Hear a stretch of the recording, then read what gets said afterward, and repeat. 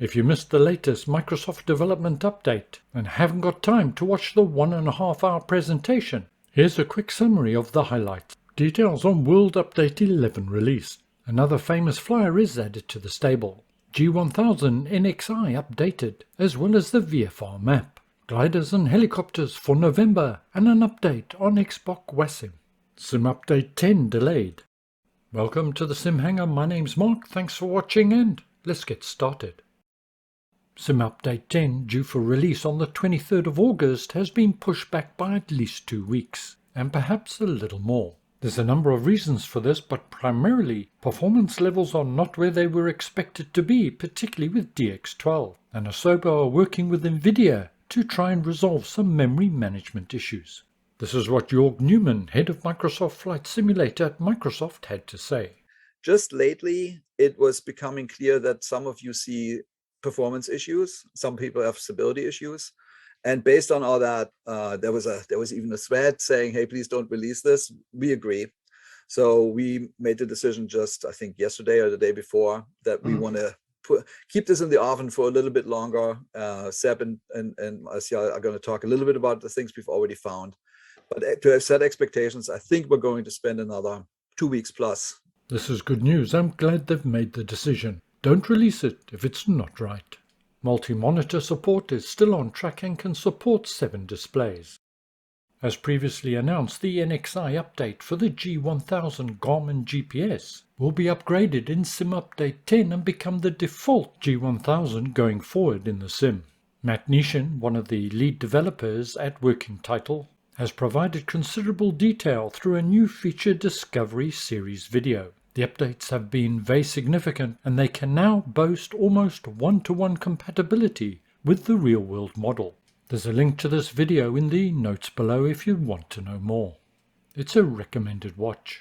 I was pleased to hear that the VFR map, accessible through the top toolbar, has also received some significant updates. This includes additional functionality such as runway information, COM, ILS and course, as well as the ability to click on an airport and get the meta information. And it will also feature a search function which will be very useful. Jörg Newman reported they'd been successful on getting WASM WebAssembly code to run in the Xbox platform. This was a significant achievement, as effectively it's a closed or sandbox system. For those not up to speed on this, it will allow for more complex aircraft to be added to the Xbox platform. And it's a first for a console.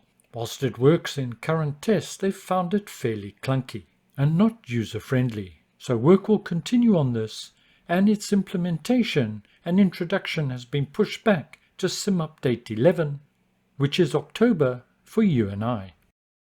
We got a view of the roadmap, which covered World Update 11, which we'll come to shortly, but also the release of Famous Flyer 3. It's another quality aircraft from Coronado, and one that's immediately recognizable by its V-shaped tail. What follows is an edited version of the trailer, and the music has been changed due to copyright restrictions.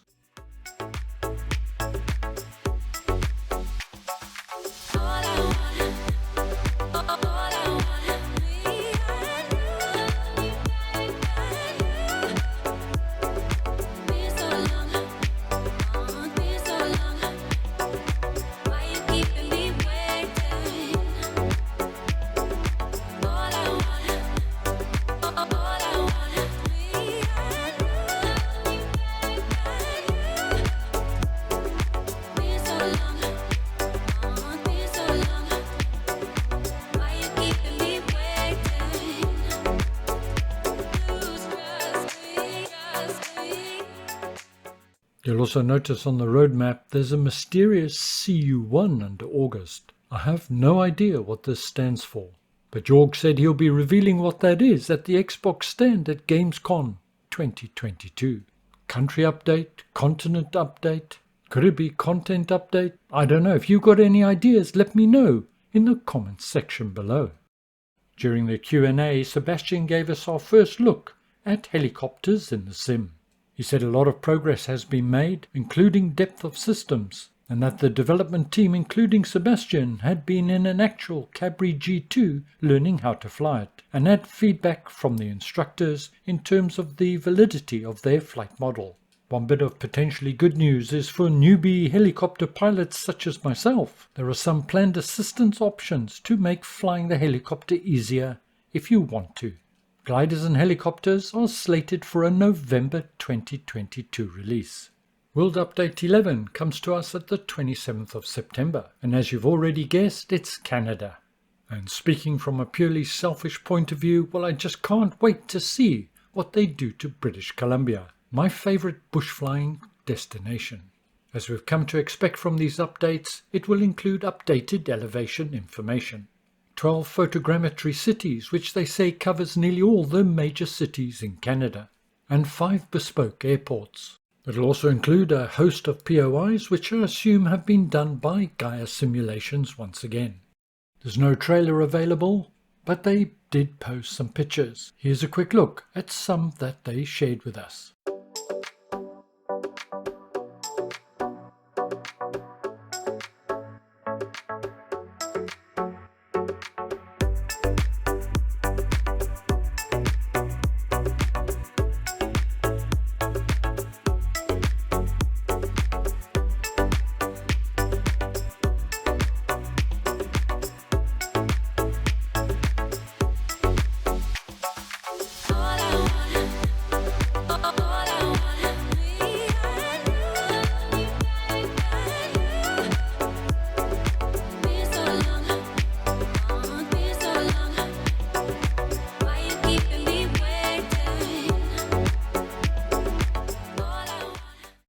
For anyone interested, there's a sale on the marketplace for any of the Microsoft Asobo products. It's only on for 3 days till the 20th of August, so if you are interested, best have a look now.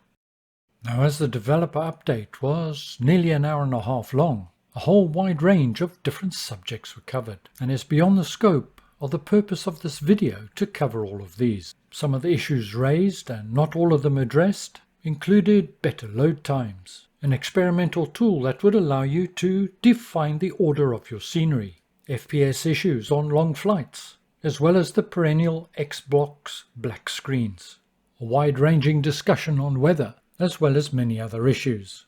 If you're looking for more information and more detail, then visit the Microsoft Flight Simulator official Twitch channel, and the Q&A session should be posted on YouTube shortly. If not today, then certainly by the end of the weekend. Now, if you'll excuse me, I'm off to buy the Beechcraft Bonanza V35B. Thank you very much for joining me today. Stay well, look after yourself, see you again soon, and bye for now.